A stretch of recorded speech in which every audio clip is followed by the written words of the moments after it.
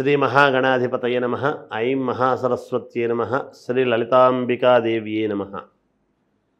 రాశిఫలాల కార్యక్రమంలో భాగంగా జూలై నెల అంతా కూడా 12 రాసుల వాళ్లకు ఎలా ఉండబోతుంది, ఈ మాసం అంతా కూడా ఏ రాశి వాళ్లకు ఎటువంటి ఉపయోగాలు జరగబోతున్నాయి అనేటువంటి దాని గురించి ఇప్పుడు మనం తెలుసుకుంటున్నాము.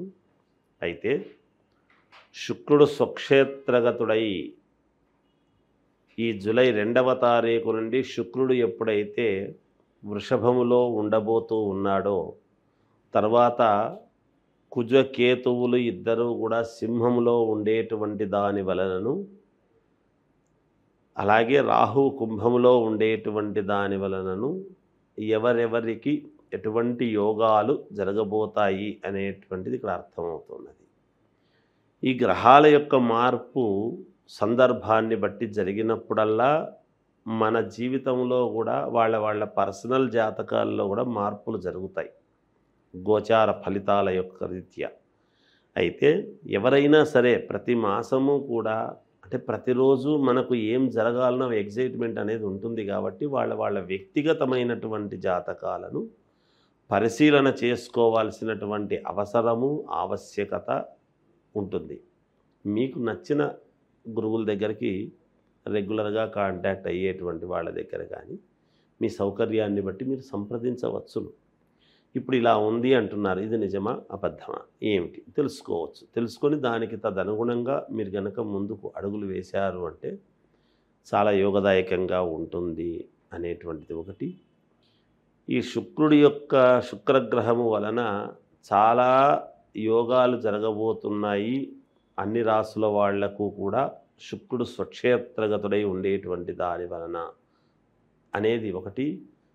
రెండవది, ఎప్పుడైతే రవిస్థానములో కేతు ఉన్నాడో ద్వంద్వ రీతిలో 2 రకాల యోగాలు మిగతా వాళ్ళందరికీ కూడా రాబోతున్నాయి అనేది తెలియజేస్తూ, మిథున రాశి వారికి ఈ జూలై మాసం అంతా కూడా ఎలా ఉంది అంటే అద్భుతమైనటువంటి విధానముగా గ్రహస్థితులు చాలా అనుకూలముగా ఉన్నాయి.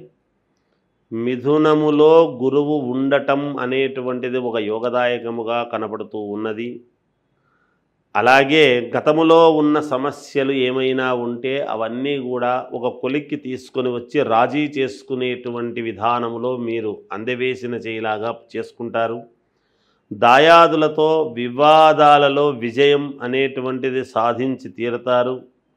సమాజంలో మీ పలుకుబడి అనేటువంటిది మరింత పెరిగి మీరు ఉన్నతమైనటువంటి స్థితికి చేరటానికి దోహదపడుతుంది. దూర ప్రయాణాలతో నూతన వ్యక్తులతో పరిచయం కావటము, తద్వారా మీరు చేసేటువంటి పనికి ఒక ఉపకృతి జరగటము, మేలు జరగడం లాంటివి జరుగుతాయి. అన్ని రంగాల వారు ఆశించినటువంటి లాభాలు పొందుతారు. మిథున రాశి వాళ్ళల్లో ఈ రంగంలో ఉన్నవారు ఆ రంగంలో ఉన్నవారు అనేటువంటిది ఏమీ ఉండదు. అన్ని రంగాలలో ఉండేటువంటి వాళ్లకు చాలా యోగదాయకముగానే ఉన్నది. అలాగే వృత్తి వ్యాపారాలు విస్తరణ చేస్తారు. కొంచెము ఒక చోట పెట్టిన షాపు ఇంకో చోట కూడా పెడదాము, ఇక్కడ ఒకటి పెట్టాం మనం ఇంకో చోట కూడా పెడదాము అనేటువంటి ఆలోచన కావచ్చు. లేదా మీరే ధనాన్ని ఇంకొక దాంట్లో 2-3 దాంట్లలో ఏదైనా వ్యాపారాలలో కాస్త భాగస్వామ్యముగా పెట్టడం లాంటివి కానీ ఇలాంటివి కూడా చేసే అవకాశాలు ఉన్నాయి మిథున రాశి వాళ్ళు. బంధుమిత్రుల యొక్క ధన సహాయం, బంధుమిత్రుల నుండి ధన సహాయం అనేటువంటిది మీకు అందుతుంది. అంతేకాకుండా కొన్ని పనులలో బాగా వేగవంతముగా పనులు పూర్తి చేసుకోవాలి అనేటువంటి నిర్ణయంతో చాలా వేగంగా పూర్తి చేస్తారు. ఉద్యోగస్తులు కష్టానికి తగినటువంటి ఫలితం అనేది మీకు తప్పకుండా లభించి తీరుతుంది. ఉద్యోగస్తులు ఉన్నతముగా అంటే ఏదైనా పై అధికారుల యొక్క మెప్పు వలన గురువు మిథునములోనే ఉండేటువంటి దాని వలన దైవానుకూలము చేత అనూహ్యముగా మీ యొక్క జీవితంలో కొన్ని మార్పులు చేసుకునేటువంటి అవకాశం ఉన్నది ఈ మాసంలో. అయితే ఎవరెవరి వ్యక్తిగతమైనటువంటి జాతకాలలో ఉండేటువంటి దాని వలన వాళ్ళకు జరుగుతుంది. అది లగ్నస్థితులు అవి చూసుకుని మీరు ఇంకేమైనా పరిహారాలు ఉంటే చేసుకొని మీకు నమ్మకమైనటువంటి వాళ్ళ దగ్గర చేసుకొని ముందుకు వెళ్ళండి. మీకు విజయం లభించి తీరుతుంది. ఈ మిథున రాశి వాళ్లకు ఏదైనా వాహనాలు కొనటం కానీ లేదా మనం ఇల్లు తీసుకోవాలి అనేటువంటి ప్రయత్నాలు కానీ చేసుకునేటువంటి అవకాశాలు కూడా ఉన్నాయి ఈ మాసంలో. అంతేకాకుండా రుణాలు కొంత తీర్చడానికి కావాల్సినటువంటి ప్రయత్నాలు కూడా చేస్తారు. అంటే డబ్బు అనేటువంటిది వస్తేనే కదా రుణం తీర్చుకోవడం అనేది జరుగుతుంది. అలా జరుగుతుంది. ఇంట్లో ఎవరికైనా అనారోగ్య సూచనలు అట్లాంటివి కనుక ఉంటే మీకు ఎప్పుడైతే రాశిలో గురువు అనేటువంటిది ఉందో, దైవానుకూలం అనేటువంటిది ఉన్నదో, ఇంట్లో వాళ్లకు కూడా మీ ద్వారా మేలు జరిగే అవకాశాలు ఎక్కువగా ఉంటాయి. అనూహ్యముగా ప్రయాణం అనేటువంటిది పడవచ్చును. మీరు ఎంత వెళ్ళకూడదు అనేటువంటి ప్రయత్నం చేసినా వెళ్ళాల్సినటువంటి పరిస్థితి రావచ్చు. దాదాపు ఒక వారం రోజుల పాటో ఒక 10 రోజుల పాటో వెళ్ళేటువంటి అవకాశాలు రావచ్చు వృత్తిపరముగా. ఇది అనూహ్యముగా కీలకముగా మారబోతుంది అనేటువంటిది చెప్పగలం. ఎందుకంటే గ్రహస్థితులు అలా ఉన్నప్పుడు తప్పదు కదా వెళ్ళాల్సినటువంటిది అని. ఇక ఈ మామూలుగా భూ క్రయ విక్రయాలలో కొంతవరకు లాభాలు అనేటువంటివి ఉన్నాయి. అవి చేతికి వచ్చేటువంటి దాకా కొంచెం జాగ్రత్తగా మీరు మాట్లాడితే మీకు సఫలీకృతులవుతారు అనేటువంటిది తెలియజేస్తూ 12 రాసుల వాళ్లకు కూడా ఈ మాసంలో చేసుకోవాల్సినటువంటి పరిహారము ఏమిటి అని గనక ఒక్కసారి ఆలోచన చేస్తే, ఈ గుప్త నవరాత్రులు అనేటువంటిది ఉండేటువంటి దానివల్లను తొలకరి వానలు పడి ఎప్పుడైతే ఇత్తనాల ఏకాదశి అనేటువంటిది, ఎందుకు ఇది మనకు ప్రాధాన్యత అంటున్నాను అంటే పూర్వమంతా కూడా రైతాంగం మీదనే ఆధారపడి ఉండేది కాబట్టి, వ్యవసాయం మీదనే మనం అందరము ఆధారపడిన వాళ్ళము కాబట్టి మనకు అన్ని రాసుల వాళ్ళు చేసుకోవాల్సినటువంటి పరిహారము ఏమిటి అని ఒక్కసారి గనక మీరు ఆలోచన చేసినట్టయితే, మీరు చేసుకోవాల్సినటువంటిది అమ్మవారికి మామూలుగా ఇంట్లో అమ్మవారి పటం ఉంటుంది. ఎక్కడికి బయటికి వెళ్ళక్కర్లేదు. లేదు గుడికి వెళ్ళి చేసుకుంటే పరమ సంతోషము చేసుకోవచ్చును. ప్రతి శుక్రవారము ప్రతి మంగళవారము ప్రతి రాశి వాళ్ళు కూడా ఈ రాశి వాళ్ళే ఈ రాశి వాళ్ళు కాదు అనేటువంటిది ఏమీ లేదు.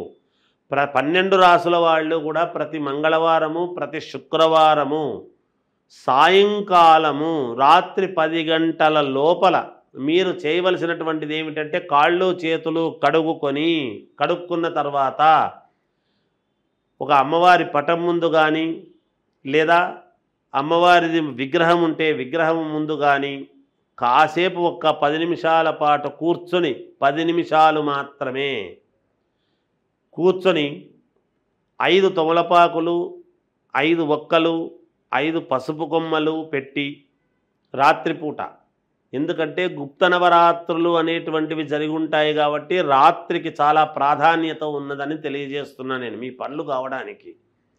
అలా కూర్చొని అమ్మవారిని ఓం శ్రీమాత్రే నమః ఓం శ్రీమాత్రే నమః ఓం శ్రీమాత్రే నమః అనేటువంటి మంత్రాన్ని 108 సార్లు, అన్నిసార్లు మేము చేసుకోలేకపోతున్నాము గురువుగారు అంటే పెద్ద విషయం ఏమీ కాదు. మనకు పనులు కావాలి అన్నప్పుడు ఒక 108 సార్లు. అయితే నేను చెప్పినట్టుగా బయటికి మంత్రము చెప్పకండి, లోపల మనస్సులో మననము చెయ్యండి. మంత్రానికి మననం చేయటం అనేటువంటిది చాలా ఉన్నతమైనటువంటి విలువ. నేను బయటికి చెప్పకపోతే మననం చేస్తే మీకు ఎలా అర్థమవుతుంది?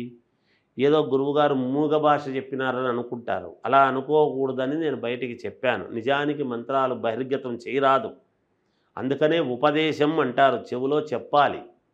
అయితే ఇప్పుడున్నటువంటి పరిస్థితుల దృష్ట్యా యావత్ ప్రపంచానికి ప్రసార మాధ్యమాల ద్వారా వీళ్ళు ఎంతో ఉన్నతముగా అందరికీ తెలియాలి అనేటువంటి తాపత్రయంతో చేస్తున్నందుకు గాను ఆ యొక్క దీన్ని మీరు సద్వినియోగం చేసుకుంటారు అనేటువంటిది అనుకుంటూ ఈ యొక్క ఇది మీరు చేస్తే మీకు మేలు జరుగుతుంది అని తెలియజేస్తూ జయోస్తు.